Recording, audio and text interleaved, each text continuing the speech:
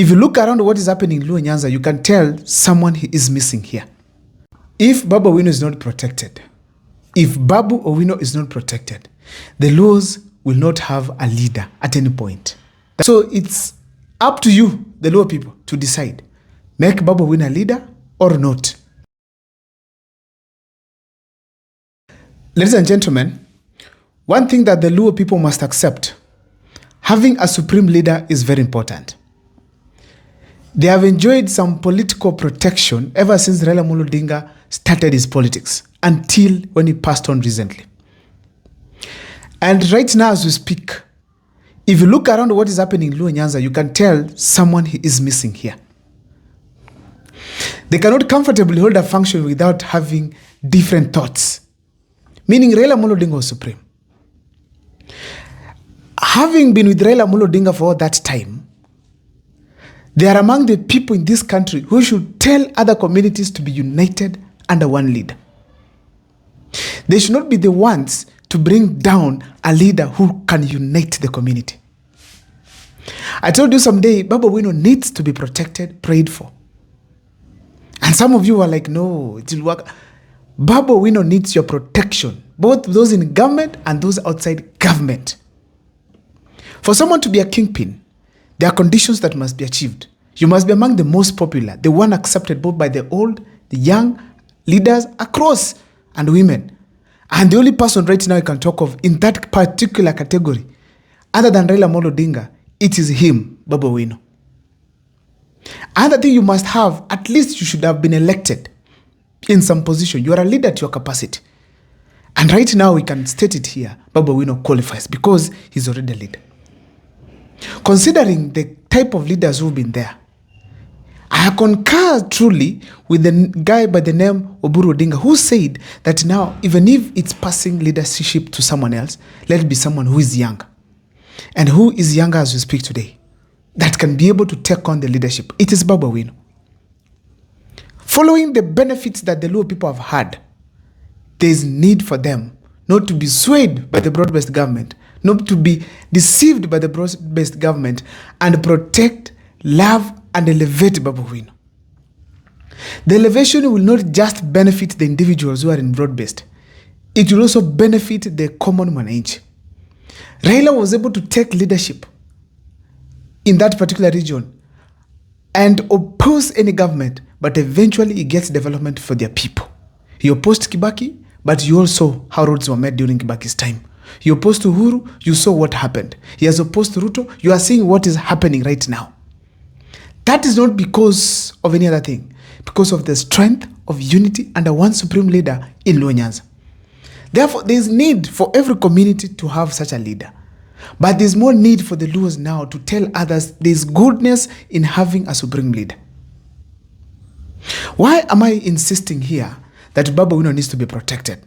That's what I want to take you through here in this particular video. But before I do so, if this is the first time you're watching my videos at Mukwa Times, please take a second or two to subscribe, like, and comment, because that is the best support you can always give this channel. First of all, ladies and gentlemen, after having seen that Babu Owino qualifies to become a kingpin, there's the only thing I want to tell you here.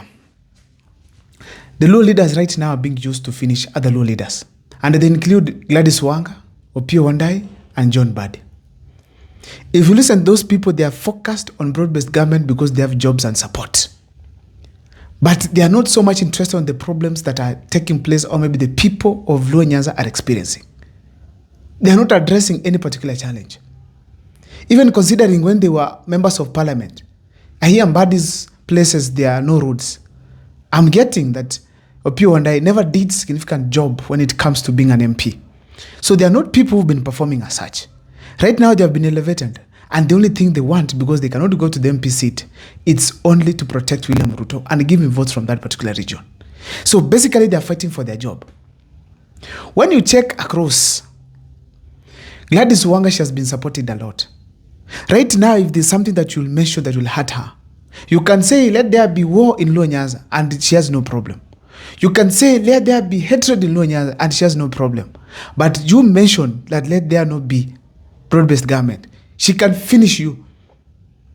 So therefore, she only wants to be in broad-based government for protection, power, remain in office, or even become a running mate. That is basically what is happening. The common thing between Mbadi, Wanga, and Opiyo Wanda is selfishness. Everything for themselves. Recently, there were allegations that probably Gladys Wanga needed Raymond Omolo to be dismissed from government.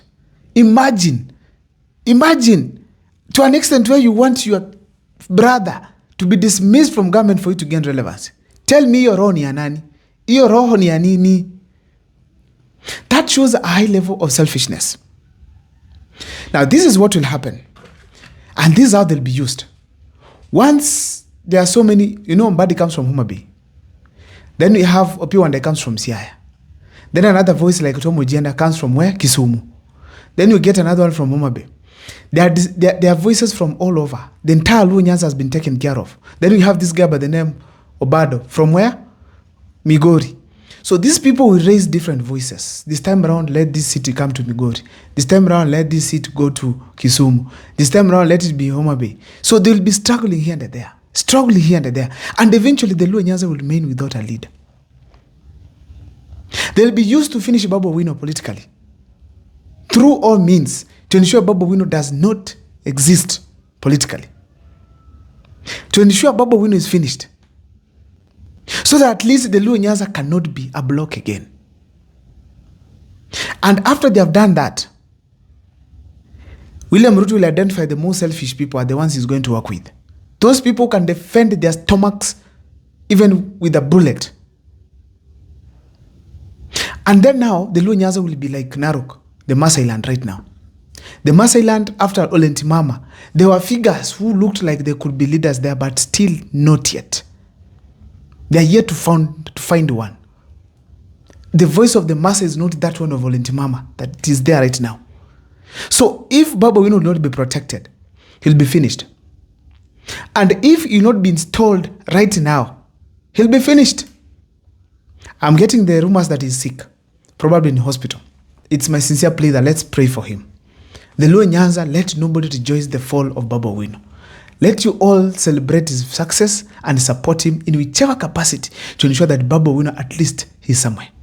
If you will ignore Babu Owino, you will cry. You will cry.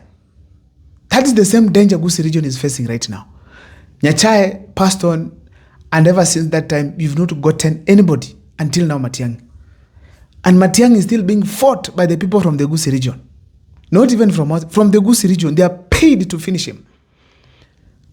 So therefore, there is no way you can celebrate a scenario where your brother is going down. Support him. Those leaders who are selfish will not allow Babu Owino to ascend to power. Babu Owino get out, get coronated. If that happens in Luo Nyanza, go for the people the way you had started and be very careful with your security. If Babu Owino is not protected, the Luos will not have a leader at any point. That's number one. Because to generate someone like Babu, there are so many members of parliament. So many of them. But Babu Owino has managed to emerge. Such kind of emergency, it is not just for the sake. It's not built. It's a God-given gift. Number two, if the Luo people will not protect Babu Owino, there will be no development as such. Forget about it. Haitakuwa kwa sababu there's nobody who can fight for you. If the Luo people will not protect Babu Owino, ladies and gentlemen, you not have a voice the way you've been having. That unity, Babu Owino is the only person who can mobilize a demonstration in Nairobi and people will turn out. Babu Owino is the only person right now to speak who has a following. Both the elites and the uneducated ones. So it's up to you, the Luo people, to decide. Make Babu Owino a leader or not. I wish him quick recovery because I'm getting that he's not really well. He has been hospitalized. And let me tell you something. That is a bad sign. That is a bad sign. My name is Abel Mokwa. Thank you so much. See you next time for more videos.